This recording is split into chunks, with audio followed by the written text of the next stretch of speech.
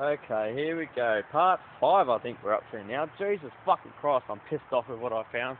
I'll show you one thing. This didn't piss me off because this is only minor. I accidentally spray painted over some dirt on the bonnet. See? After I primed it, it came up, and when I hit it with a wet and dry. Yeah. G'day. I took the front guard off.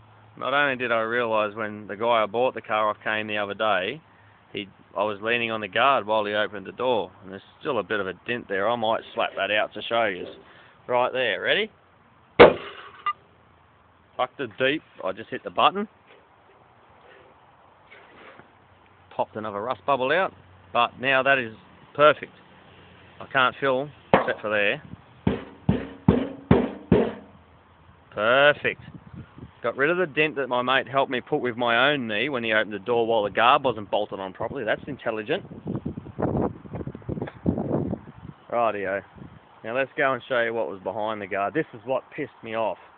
And I'm glad that it wasn't up on the fucking door hinge, because this will have to be welded. I can't put putty, I can't put fiberglass or even a metal reinforced fiberglass in this shit.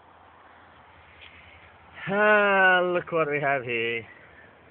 Right there, and it goes up behind the door hinge is there, and I'm pretty sure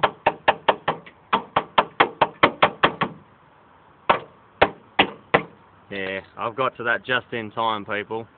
Another inch and the body of this car would have been history. I would have had to get a whole new fucking car, and I tell you what, I wouldn't have been fucking pleased. So now I can still see, well, I thought that it hadn't been an accident. You can see those creases there where it's been forcefully stressed out by the headlight frame. Someone's actually put a rope around it. That's what those creases are.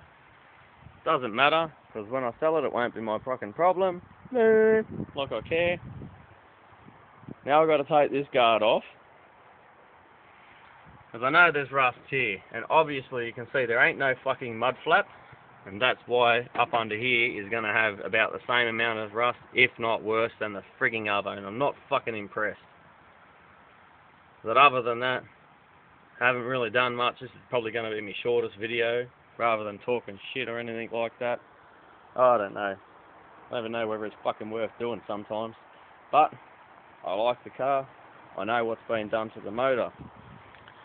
I think I said before that this motor, the Isuzu, which is in a General Motors car, had been worked from a 1.6 litre to a 2 litre. According to the previous owner, not his brother, who told me it had been worked to a stroked, not worked, stroked to a 2 litre, which is round the bore on the piston blocker from what I've been told.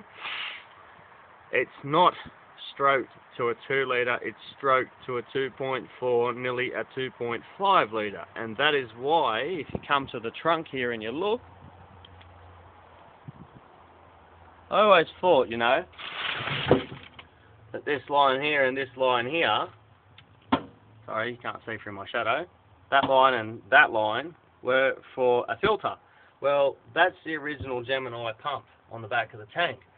And they had massive problems with these things, so he actually put a 6-cylinder pump that cost him $200, and that's why he took it, because he sold it to me for $100. But I'm getting that for free anyway in a couple of weeks, so a VL Commodore fuel pump is perfect with the dual carby that it's got. Well, not the dual throat carby that it's got.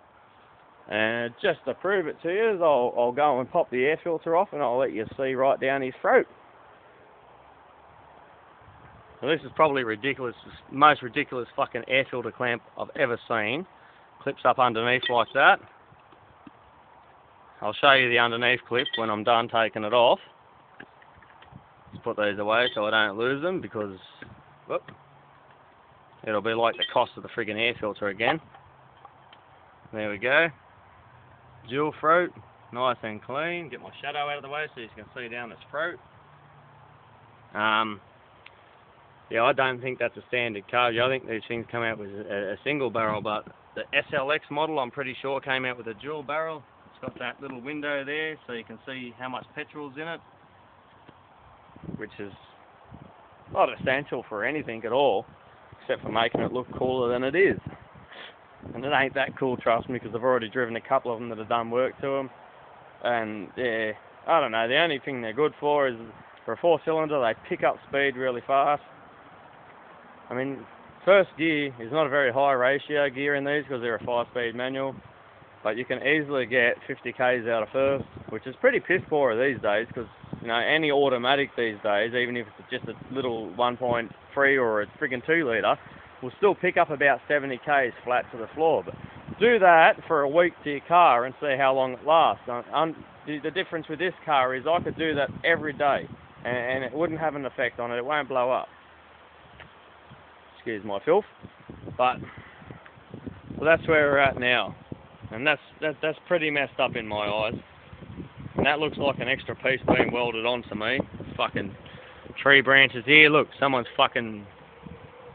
Well, actually, that's silicon. I found silicon in the fucking boot as well. Fucking bodgy cunts. I'm going to have to get the wire brush out again. So, looks like I've got to take off the driver's door. And when I'm done taking off the driver's door, I'll let you know. But I'll actually show you how easy that is. It's not very complicated at all. You just basically need someone to hold it. Right. As you can see in there, there's that little pin on the hinge. You tap that down from the top, and you tap that one up from the bottom. At the same time, you literally need to have someone support the door, because if you bend those pins, they're going to be hard to find, just like that piece and that piece there, which was one of those door brackets, and it rusted and snapped off there. Now, see, the only way to get that out of there is to cut a hole in the, you know, very close to the firewall and one of the main supports, and it's just not worth it. I'm just hoping when I take it for Rego for the check for the blue slip that no one notices and I might get away with it. Anyway, till then, see you later once again. I can't believe I put 2 videos up in one day. I said I was going to do it before, but I didn't, and now I did without even friggin' saying it. Please comment on my videos. If you comment on it, it kind of helps. It puts it up in a higher ranking on YouTube, and you know, a lot more people get the option to see it when they look up car restos, not just looking at, you know, Dodgers and Corvettes and everything else. Fair enough, you know, they're beautiful cars, but none of you blokes have probably got the money for it, just like me. If I had the money for a fucking Corvette, do you think I'd have a 4-cylinder? No. But it's one hell of a 4-cylinder. Till then, see you later. Maybe another video tomorrow. We'll see how I go and how lazy I am.